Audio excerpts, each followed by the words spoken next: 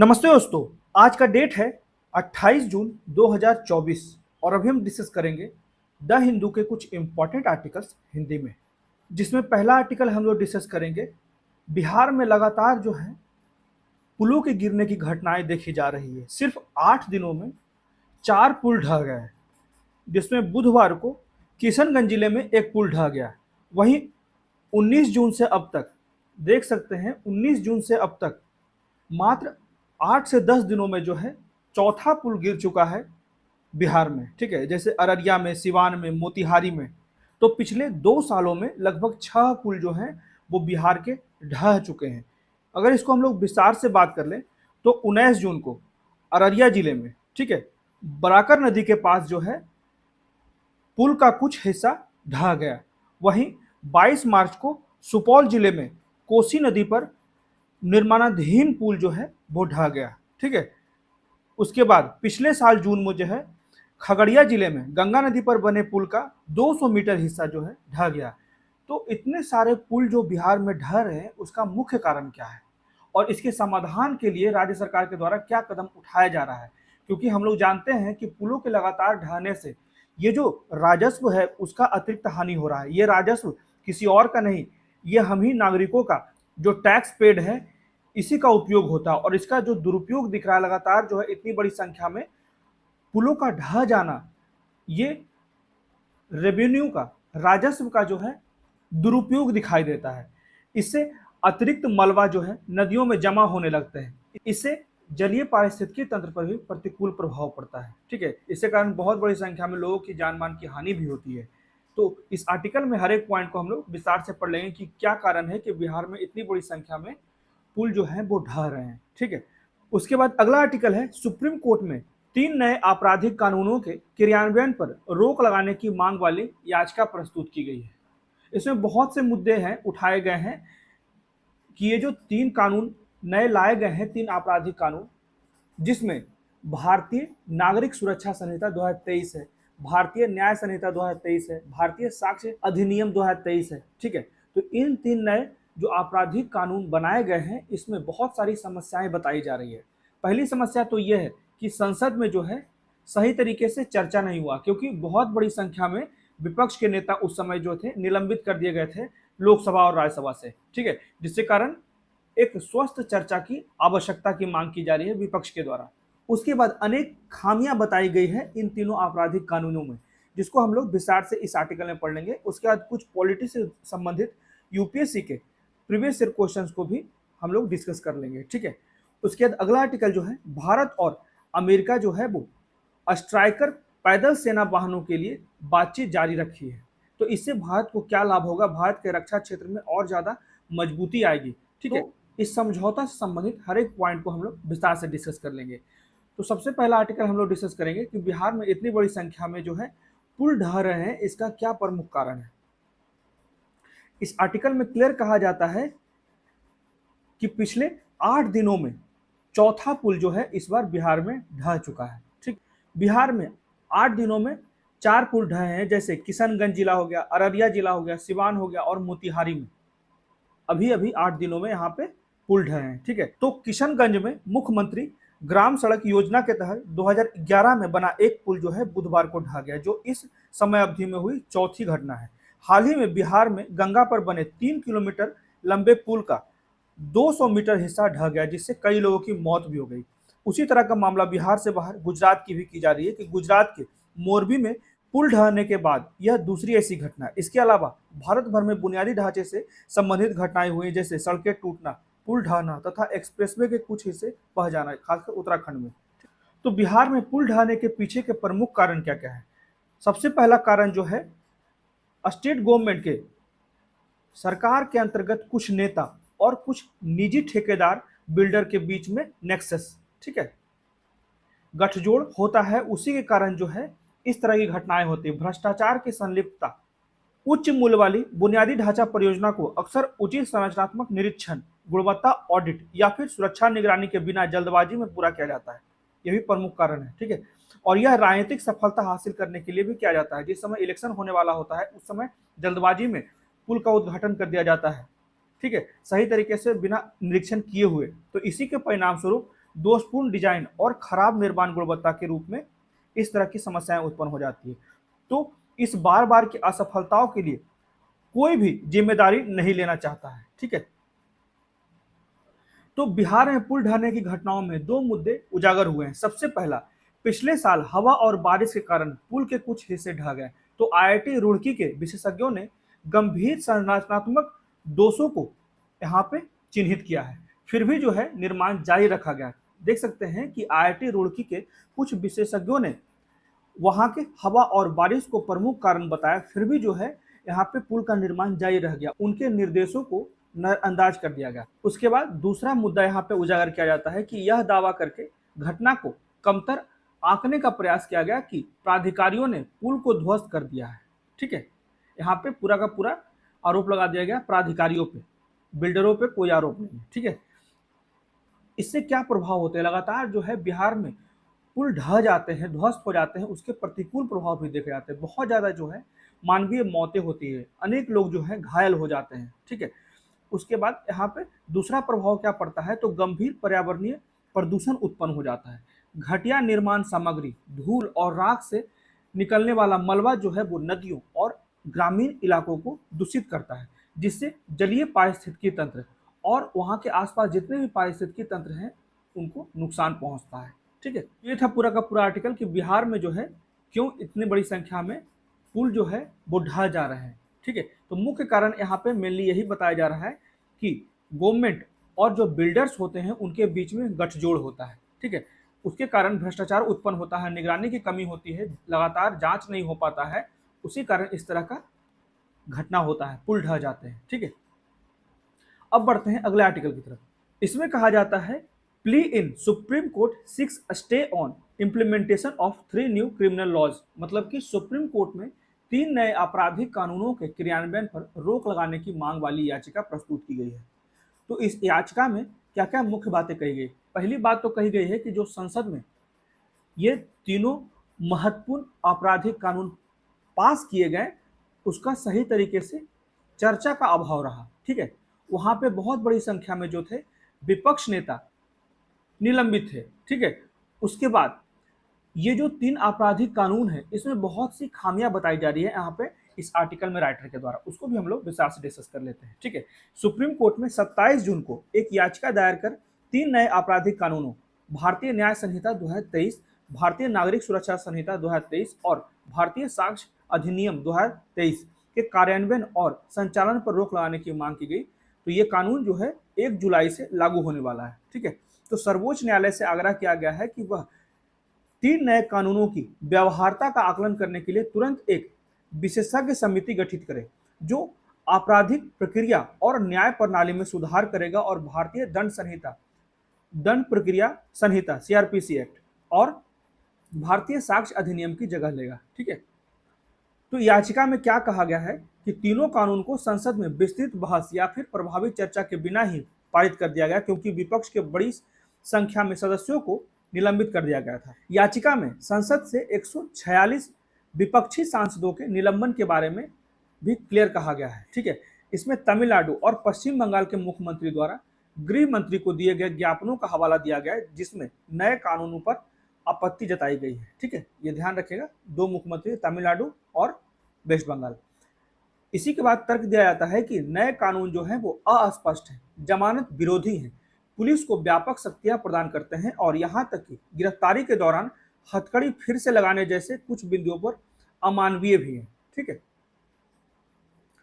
तो संसद में बड़ी संख्या में जो थे सांसदों को निलंबित कर दिया गया था। इसलिए यहाँ पे लगातार जो कहा जा रहा है कि इन तीनों नए आपराधिक जो कानून बनाए गए हैं उसको एक बार फिर से रिव्यू करने के लिए एक विशेष समिति गठित की जाए। ठीक है, भारतीय न्याय संहिता जो कि आईपीसी का स्थान लेती है, इसमें कुछ शब्दों पे यहाँ पे आपत्ति जताई गई है, जैसे गिरोह, चल संगठित अपराध समूह आदि जैसे शब्दों को परिभाषित ही नहीं किया गया है। ठीक है, याचिका में बताया गया है कि भारतीय न्याय संहिता मानसिक बीमारी वाले व्यक्तियों को अभियोजन से बचाता है। ठीक है, जो व्यक्ति कह देता है कि मुझे मानसिक बीमारी है उस पर आपराधिक मामला नहीं लगता है। हालांकि मानसिक बीमारी की परिभाषा में मानसिक मंदता को शामिल नहीं किया गया है। ठीक है, तो ध्यान रखिएगा, गिरोह का मतलब गैंग और यहाँ पे चल संगठित अपराध का मतलब हो गया मोबाइल ऑर्गेनाइज्ड क्राइम। तो ध्यान रखिएगा कि मानसिक मंदता को यहाँ पे शामिल नहीं किया गया। इसका मुख्य मतलब है कि मानसिक मंदता वाले व्यक्ति पर मुकदमा चलाया जा सकता है। फिर से भारत की संप्रभुता, एकता और अखंडता को खतरे में डालने वाले कृत्यों के लिए राजद्रोह की जगह एक नया कानून लागू किया गया है। आतंकवाद भी जो है भारतीय न्याय संहिता के तहत एक अपराध माना गया है। ठीक है, तो भारतीय नागरिक सुरक्षा संहिता 2023 जो कि सीआरपीसी का स्थान लेती है, 15 दिनों की पुलिस हिरासत की अनुमति देती है, जिसे या तो एक बार में या फिर चरणों में लिया जा सकता है।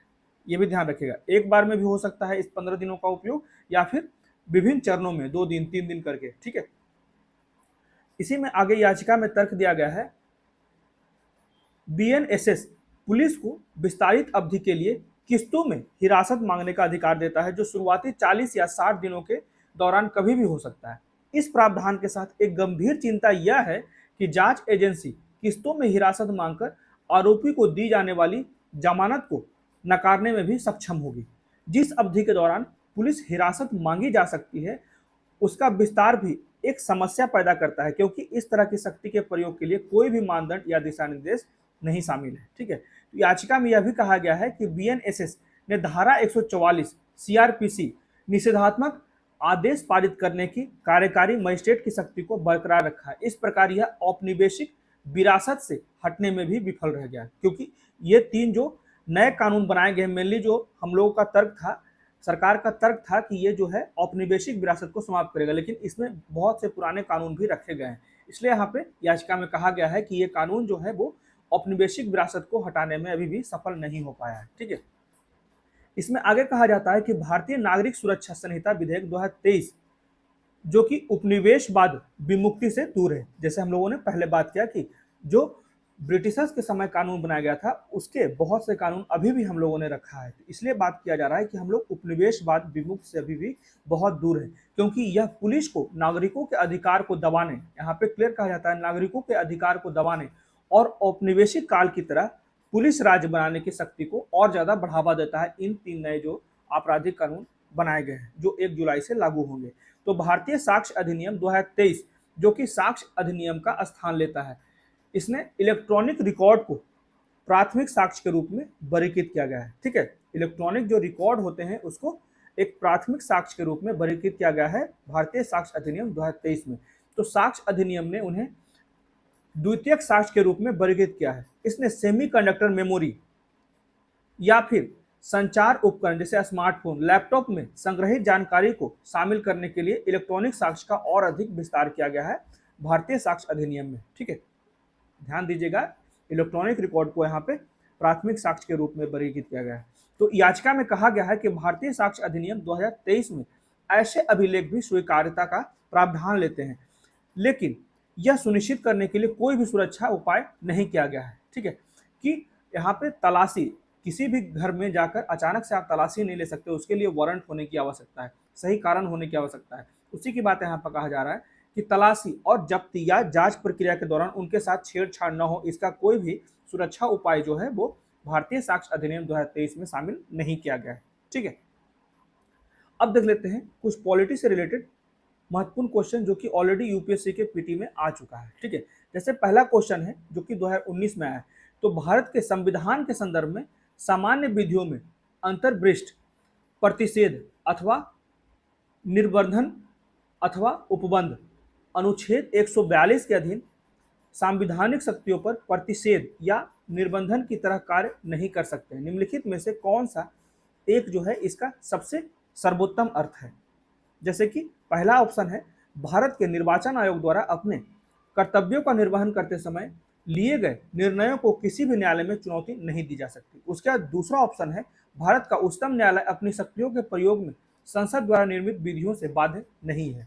उसके बाद तीसरा जो ऑप्शन है, देश में गंभीर वित्तीय संकट की स्थिति में भारत का राष्ट्रपति मंत्रिमंडल के परामर्श के बिना वित्तीय आपात घोषित कर सकता है। उसके बाद चौथा जो ऑप्शन है, कुछ मामलों में राज्य विधानमंडल संघ विधानमंडल की सहमति के बिना विधि निर्मित नहीं कर सकता है। तो यहाँ पे बात किया जा रहा है अनुच्छेद 142 की। तो यहाँ पे सही उत्तर जो हो जाएगा ऑप्शन बी। ठीक है, अनुच्छेद 142 में क्लियर कहा गया है कि भारत का उच्चतम न्यायालय अपनी शक्तियों के प्रयोग में संसद द्वारा निर्मित विधियों से बाध्य नहीं होगा। ठीक है। भारतीय संविधान का अनुच्छेद 142 जो है वो सर्वोच्च न्यायालय के आदेशों एवं निर्णयों के प्रवर्तन तथा प्रकाशन आदि के आदेश से संबंधित है, इसलिए जो है ऑप्शन बी सही हो जाएगा। उसके बाद एक और क्वेश्चन है जो कि 2021 के पीटी में आया था कि कानून को लागू करने के मामले में कोई विधान जो किसी कार्यपालक अथवा प्रशासनिक प्राधिकारी को अनिर्देशित एवं अनियंत्रित विवेकाधिकार देता है, तो भारत के संविधान के निम्नलिखित अनुच्छेदों में से किसका उल्लंघन है। ये तो आसान क्वेश्चन है, इसको आप लोग उत्तर दे सकते हैं, कमेंट में जल्द से जल्द इसका उत्तर दें। ठीक है, तो इसका सही उत्तर जो है ऑप्शन ए, उल्लंघन जो है वो अनुच्छेद 14 का है। ठीक है, क्योंकि कानून लागू करने के मामले में कार्यकारी या फिर प्रशासनिक प्राधिकरण को एक अनियंत्रित या फिर अनियंत्रित विवेकाधीन शक्तियां प्रदान करता है, यह इसे मामले का चयन करने की अनुमति देता है, जो अनुच्छेद 14 का उल्लंघन है। ठीक है, अब बढ़ते हैं अगले आर्टिकल की तरफ। इसमें कहा जाता है कि भारत और अमेरिका स्ट्राइकर पैदल सेना वाहनों के लिए बातचीत कर रही है। India and USA in talks for striker infantry vehicles. ठीक है, जिसमें डील किया जा रहा है MQ-9B का, जिसमें अनमैन्ड एरियल व्हीकल होगा और एक G414 जेट इंजन बनाने के लिए जो है इस तरह के एग्रीमेंट करने की बात की जा रही है, जिसमें डिफेंस इंडस्ट्रियल कोलेबोरेशन किया जाएगा। ठीक है, जिससे हम अपने तकनीक को एक दूसरे से साझा कर सकते हैं। इंडिया और यूएसए के बीच में सहयोग बढ़ेगा तो भारत का और ज़्यादा रक्षा के क्षेत्र में विकास भी होगा। ठीक है, तो इसी में आगे कहा जाता है कि भारत स्ट्राइकर इन्फेंट्री वाहनों और javelin anti tank guided missile ATGM के सह उत्पादन के लिए अमेरिका के साथ शुरुआती बातचीत कर रहा है, जैसा कि अमेरिकी उप विदेश मंत्री कर्ट M कैंपबेल ने कहा है। ठीक है, तो MQ-9B मानव रहित हवाई वाहनों और G414 जेट इंजनों के लिए सौदे भी प्रगति पर हैं। साथ ही महत्वपूर्ण और उभरती हुई प्रौद्योगिकी ढांचों पर पहले के तहत रक्षा औद्योगिक सहयोग की प्रगति की जा रही है। तो ये ध्यान रखिएगा, मेनली याद रखिएगा MQ-9B होता क्या है, G414 होता क्या है। ठीक है, तो स्ट्राइकर के लिए संभावित सौदे में भारतीय सेना के लिए अनुकूलन के साथ कई 100 वैरायटियों का स्थानीय विनिर्माण भी शामिल है। ठीक है, स्थानीय विनिर्माण जिसमें जेवलिन वाले संस्करण भी शामिल है। इसी में आगे कहा जाता है कि भारत में कई रक्षा अधिकारियों को स्ट्राइकर सौदे के बारे में संदेह है। हाल के वर्षों में भारतीय कंपनियों द्वारा इसी तरह के वाहनों के विकास और प्रदर्शन का भी हवाला दिया गया है। तो अमेरिका ने पहले भी भारतीय सेना के लिए स्ट्राइकर और जेवलिन दोनों का प्रदर्शन किया है, जिसमें भारतीय सेना द्वारा जेवलिन का व्यापक मूल्यांकन भी किया गया है। ठीक है, तो MQ-9B सौदे के लिए प्रस्ताव एवं स्वीकृति पत्र जो है वो भारत को मार्च के प्रारंभ में दिया गया था। यह सौदा हस्ताक्षर की प्रतीक्षा में अभी भी हस्ताक्षर नहीं हुआ है तथा अनुमोदन के लिए इसे सुरक्षा मामलों की कैबिनेट समिति के पास भेजा गया है। ठीक है, तो हल्के लड़ाकू विमान जैसे कि MK-1A को शक्ति प्रदान करने के लिए हिंदुस्तान एरोनॉटिकल्स लिमिटेड द्वारा GE414 इंजन के निर्माण के लाइसेंस का सौदा भी अग्रिम चरण में है। तो ये कुछ चीज़ें ध्यान रखिएगा, भारत और अमेरिका के बीच में जो है एक स्ट्राइकर के लिए समझौता हो रहा है। ठीक है, जिससे कि और ज़्यादा भारतीय रक्षा क्षेत्र में मजबूती आएगी। ठीक है, तो ये थे आज के द हिंदू के कुछ इंपॉर्टेंट आर्टिकल्स। आज बहुत ज़्यादा जो थे वो पॉलिटिक्स से रिलेटेड बहुत ज़्यादा आर्टिकल्स थे, नीट से रिलेटेड बहुत ज़्यादा आर्टिकल्स थे। ठीक है, इसलिए बस 3 ही आर्टिकल आज हमने डिस्कस किया और 1-2 क्वेश्चन जो था PYQ से रिलेटेड था जिसको हम लोगों ने डिस्कस किया। तो कैसा लगा आज का डिस्कशन, प्लीज़ मुझे कमेंट करके बताएं और मेरे वीडियो को ज़्यादा से ज़्यादा लाइक करें।